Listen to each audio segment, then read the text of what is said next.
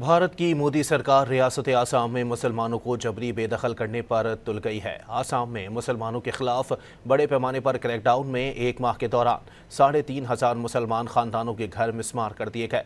भारतीय रियासत आसाम में इंतखाबात करीब आते ही हुकूमत के मुस्लिम मुखालिफ इक़दामात उरूज पर पहुंच गए।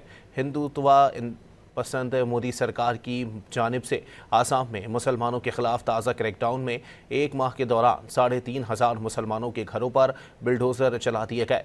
बेघर होने वाले हज़ारों आसामी मुसलमान बांग्लादेशी सरहद के करीब आर्जी पनाह लिए हुए हैं। आसाम की हुकूमत ने इन मुसलमानों पर सरकारी ज़मीन पर गैर कानूनी तौर पर रहने का इल्ज़ाम लगाते हुए बड़ी कार्रवाई की और बिल्डोज़रों से उनके घर मुनहदिम कर दिए।